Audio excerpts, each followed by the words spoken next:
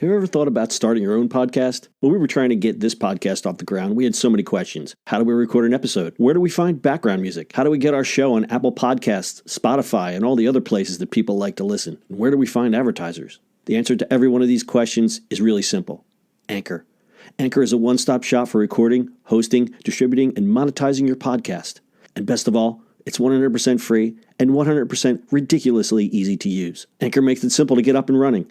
You can upload and schedule your podcast ahead of time. It publishes to all the major podcast platforms. You can easily check your stats. I could go on, but instead, why don't you go and get started?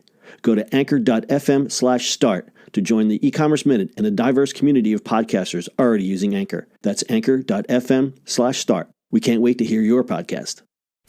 It's the e-commerce minute, your daily dose of e-commerce, tech, and retail news with your hosts Bart Mraz and John Suter. The e-commerce minute is a production of Sumo Heavy, a digital commerce consulting firm in Brooklyn, New York, and Philadelphia. Find us on the web at sumoheavy.com. It's e-commerce minute episode 336. In today's episode, eBay sues Amazon for illegal seller poaching.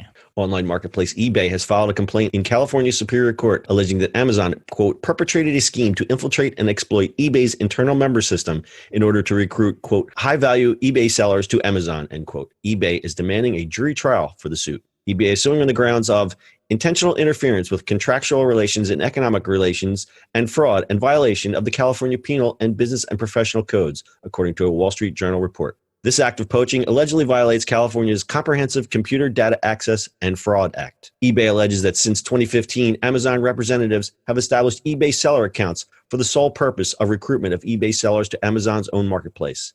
Quote, the breadth and scope of Amazon's conduct is startling, end quote, eBay attorneys said in the complaint. Amazon used eBay's internal messaging system, whose purpose it is to facilitate communication between merchants and customers, to poach successful sellers and bring them over to Amazon. According to the accusation, about 50 Amazon sales agents sent 1,000 plus messages through eBay's system to lure sellers to its platform.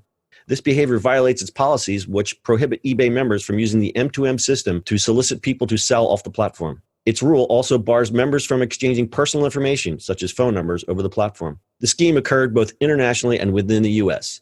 Many of the poachers use boilerplate language from one solicitation to another and have even discussed their activities within the platform itself. Some of the sellers didn't even bother selling through eBay at any point, according to the complaint, with a few working to lure eBay members to Amazon within 5 minutes of their first login. Some used multiple accounts and made an effort to avoid detection by eBay, according to the complaint. Quote, Amazon and its representatives knew that its scheme was wrong, as evidenced by the representatives' systematic efforts to avoid detection, end quote, eBay wrote in the filing. The activity violates the user agreements that those would-be sellers agreed to, eBay said, and it caused harm because it worked in many cases. The effort involved large numbers of Amazon representatives targeting many hundreds of eBay sellers and spanning several countries overseas and many states in the United States, including California, according to the filing. eBay sent Amazon a cease and desist letter on October 1st, but the suit alleges that the poaching is still ongoing. This is insane.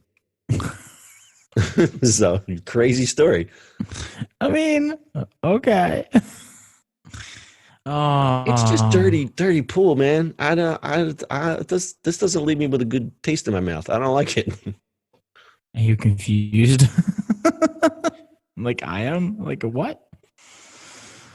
Oh, Amazon and eBay, huh? So it out. basically, the thing is that Amazon is making so much money off of third-party sellers. So what they figured was, well, let's go to the people who are selling the same stuff on eBay and have them come over to our platform. The opportunity is that, you know, Amazon's going to make money both ways. They're going to make money with the stuff they sell, and they're going to make money on top of whatever they charge the online sellers. Whereas the online sellers on eBay doesn't compete against itself. Like there's nobody on eBay that's competing against the sellers there. So a lot of people like that platform better. But I think Amazon probably uses the lure of, but we have so many more customers. So Yeah, that's probably it. It's just bonkers in day and age. Just like eBay is for eBay, Amazon is for Amazon. Well, eBay is not the same eBay that we remember from back in ye olden days. I mean, it started off as an auction site, but now there's a stat, and you know how I love my stats. Where's my stat? Hold on. You look at you lost your Hold on a second. stats. Oh, eBay. So now 80% of its 1.1 billion listed items are now new. It's 80%. So it's not. It's Wow. gone from Pez dispensers and old cameras to actual Mhm. new merchandise.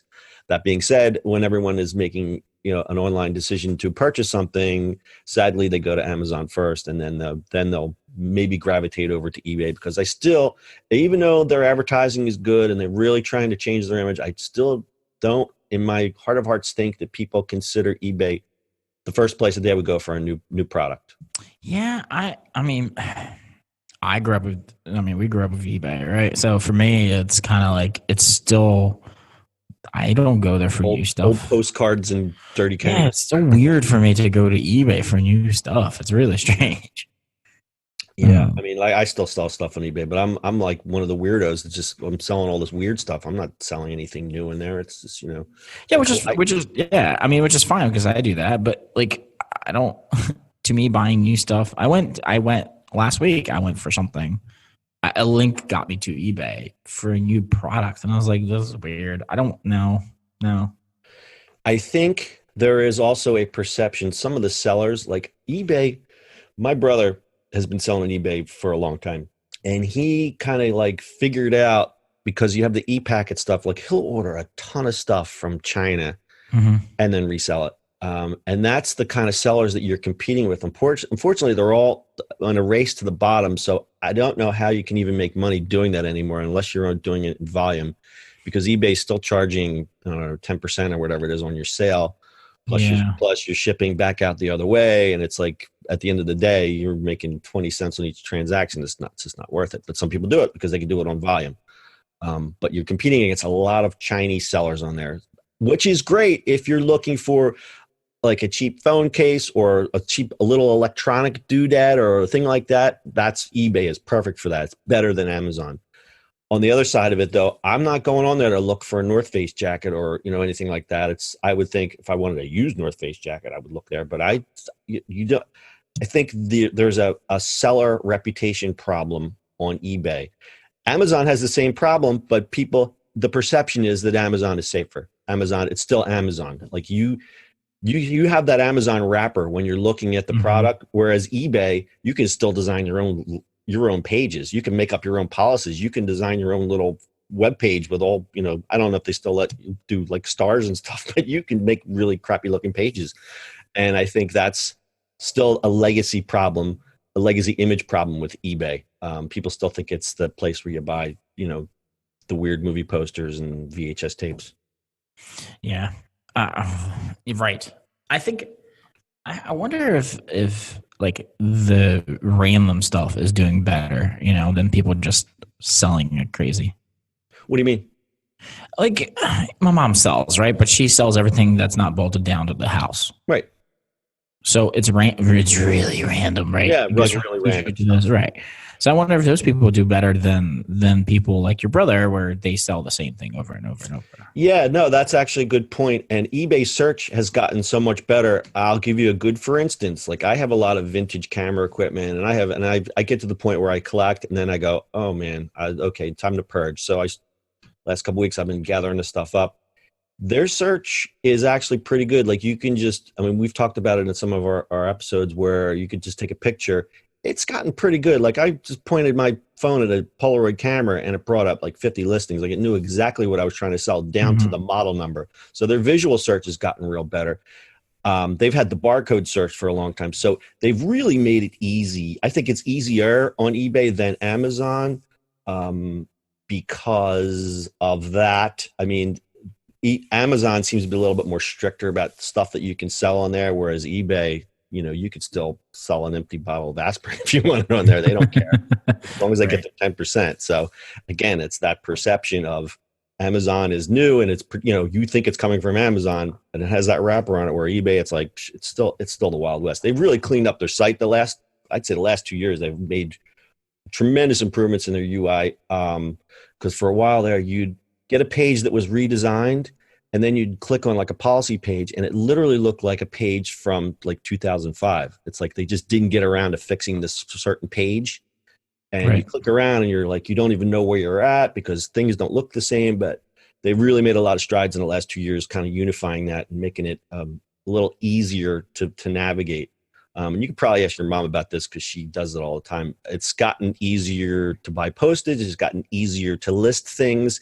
Their dashboard is improved. So they're making it easier for sellers, but they are still trying to be the place where you go to buy new products. And I don't think they're quite there yet. True. So weird lawsuit. Again, I think this is a little, you don't expect, no, I shouldn't say this. I guess you do expect, but you just don't expect to hear companies doing this kind of stuff, like this espionage kind of crap. It's a little creepy. And it's definitely not right, but it's business. It's the Wild West out there. So I guess you got to do what you got to do. I don't know. Cool. All right. You got anything else, Dad? That's it, my friend. All right. That's your e-commerce minute for today. We'll see you on the internet tomorrow.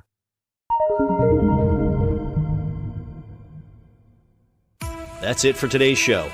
If you like the show, do us a favor and subscribe or leave us a review on iTunes. And don't forget, you can now listen to the e-commerce minute on your Amazon device. Just add e-commerce minute to your flash briefing. And finally, if you have a comment or suggestion or just want to say hi, find us on social media @Sumo Heavy.